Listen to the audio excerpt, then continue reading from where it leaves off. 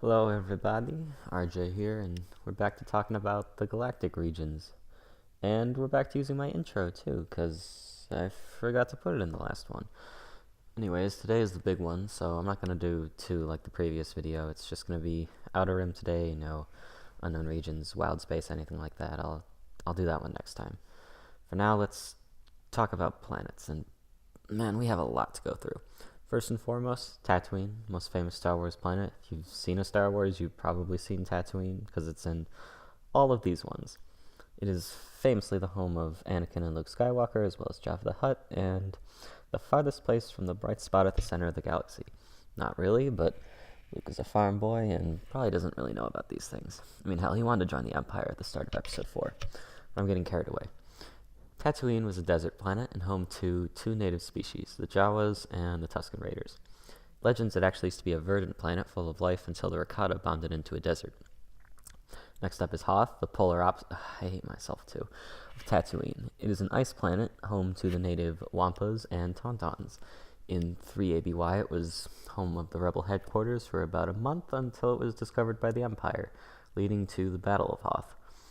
Yavin was also in the Outer Rim, and no, I didn't forget the 4. The planet is called Yavin the Moon, is Yavin 4, indicating that it is the 4th farthest moon from Yavin. It was also home to a rebel base for a short time, which was located inside a temple built by the now extinct Massassi species, who used to be enslaved by the Sith. It was discovered in 0 BBY by the Empire, and was set to be the second, but really the 4th, use of the Death Star.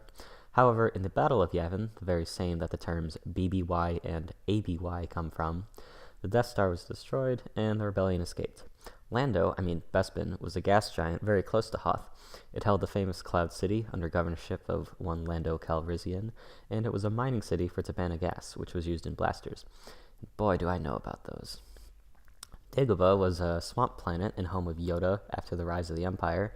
In Legends, it was strong in the dark side of the Force, and this helped to mask Yoda's signature in the Force from being discovered by Darth Sidious. Endor, and its forest moon, which we are more familiar with, was home to the Ewok species and the building site of the second Death Star. It's also the site of the famous Battle of Endor, which saw the death of Emperor Palpatine and Darth Vader, as well as the destruction of the second Death Star. Geonosis was a desert-like planet and home to the Geonosian species. It's the site of a large droid factory and the first battle of the Clone Wars. There's also a second battle there later during the Clone Wars, and during the last days of the Republic, until about several years before A New Hope, it was the site of construction of the Death Star, with Geonosians being used as a labor force. It was later moved to Scarif, and Geonosis was sterilized and its people wiped out, with the last remaining queen creating droid replicas of her people, because she was made to be sterilized as well. Although they were destroyed, she remained to possibly rebuild later. Felucia was a jungle world and home to the Felucian species in canon and the much cooler Felucian species in Legends. It was also the native home of Rancors and the site of the death of Aayla Secura during Order 66. Utapau was home to the native Pauan and Utai, as well as the emigrated Amanai and Suji species. It was one of the final hiding places of General Grievous and the Separatists during the end of the Clone Wars. It saw the death of Grievous and the almost death of Obi-Wan Kenobi. It's also the site of a Separatist attempt to acquire a massive Kyber crystal. This plot was foiled, and the crystal was destroyed by Obi-Wan Kenobi and Anakin Skywalker. Mustafar was a lava-covered planet and home to the native Mustafarians. Mustafar actually used to be a verdant world much like Tatooine, but a dark side ritual by the ancient Sith Lord Momin forever corrupted it and turned it into what it is in Episode 3. Early in the Clone Wars, it was home to a facility used by Darth Sidious to train captured younglings. It was found by Anakin Skywalker and Ahsoka Tano and destroyed. It was also home to a Black Sun base and taken over by Darth Maul to form his Shadow Collective. At the end of the Clone Wars, it was the site of Anakin's killing of the Separatist leaders and his fight with Obi-Wan. Mustafar would later be a site where Vader would torture and interrogate captured Jedi, as well as a site where he bled his first Kyber crystal to make his red lightsaber. Later still, he built his castle there, as seen in Rogue One. Scarif was a luxurious planet and home to many Imperial building plans, including the Death Star. It was the site of the Battle of Scarif, the first major victory for the rebellion. This saw the rebel group, led by Jyn Erso and Cassian Andor, steal the plans for the Death Star and send it to Princess Leia. It was mostly destroyed when the Death Star fired and destroyed the entire facility there. Sullust was home to the Sullustan species and a lot of large manufacturing plants. It was a major mining operation and constructor of Imperial walkers until it was liberated by the rebel cell Twilight Company.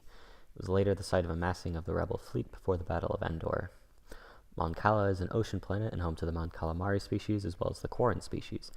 It was the site of a major political struggle during the Clone Wars when the Cloran staged a coup by assassinating the king and aligning with the Separatists. It took a combined Mon Calamari clone Gunyan, yes you heard right, Gunyan, and eventually Goran army to push the Separatists off of Mon Cala. The Mon Calamari shipyards would later be instrumental to the rebellion, as the backbone of the rebel fleet was comprised of MC-80 star cruisers, like the Profundity or the Home One. During the time of the Empire, the prince from the Clone Wars, Lee Char, would be imprisoned and on life support by the Empire to keep his people in line. He later died during his escape after sending a final message to his people that caused them to rise up against the Empire.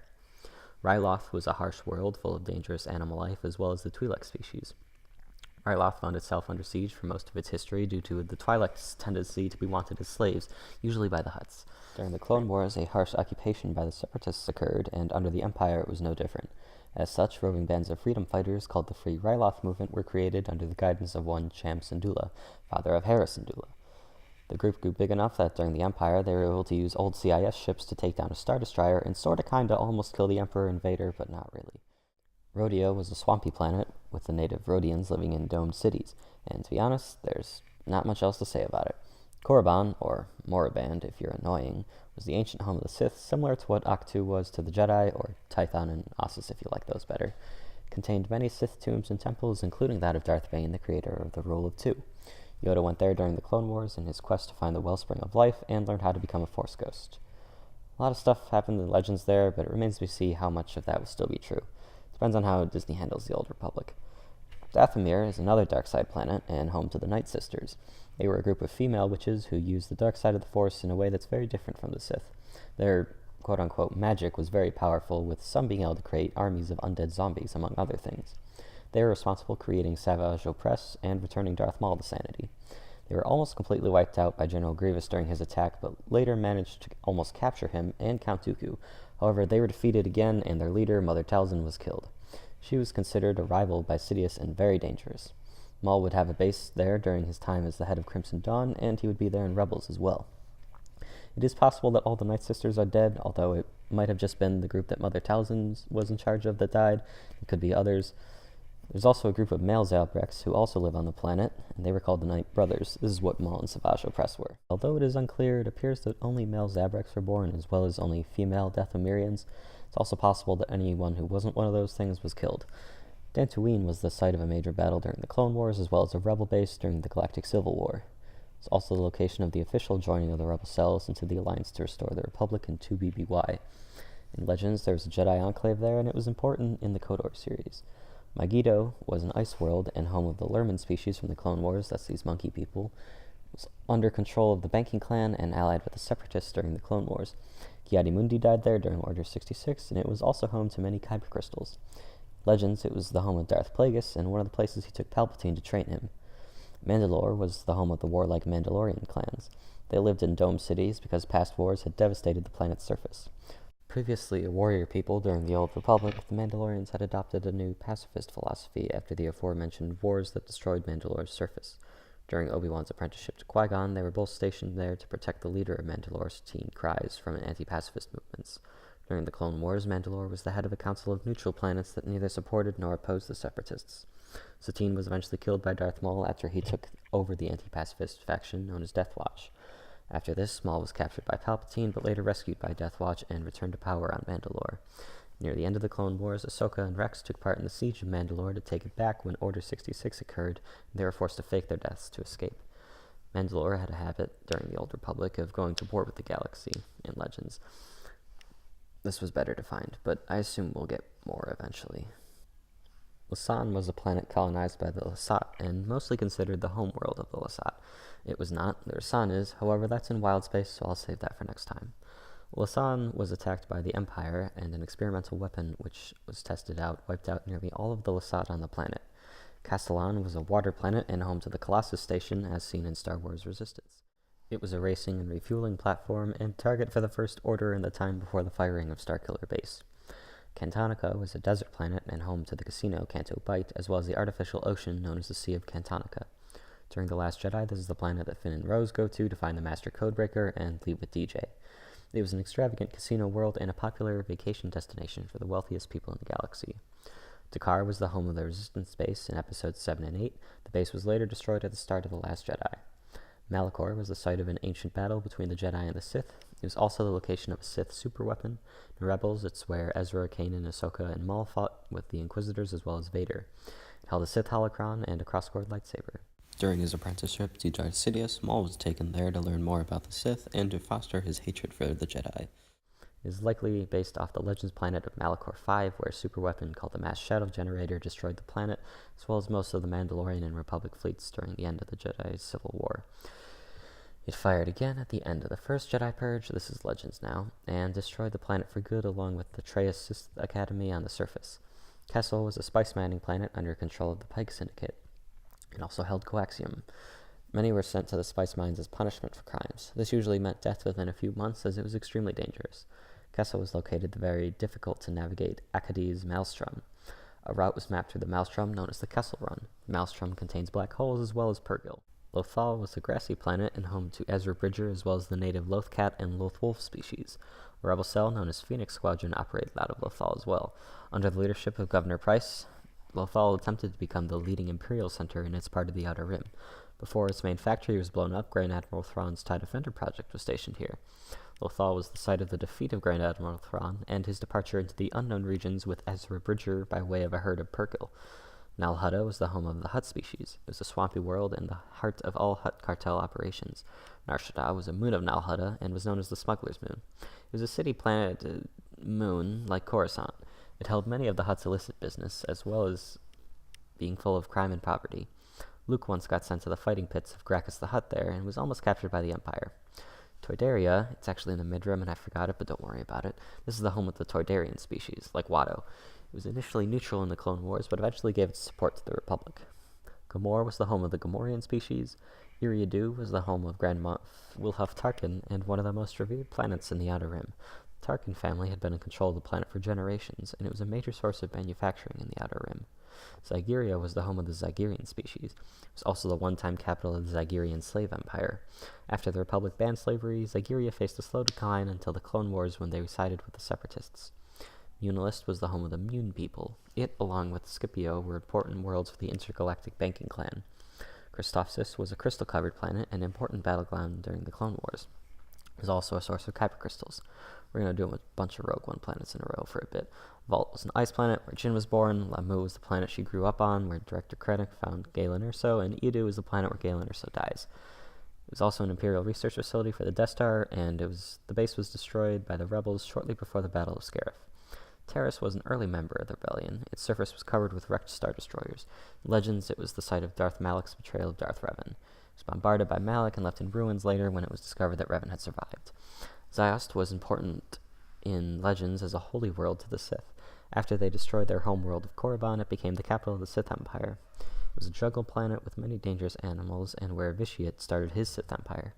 Conversely, Ossus was the one-time home of the Jedi Order after they destroyed their home world of Tython. It would later be the site of Luke's Jedi Academy.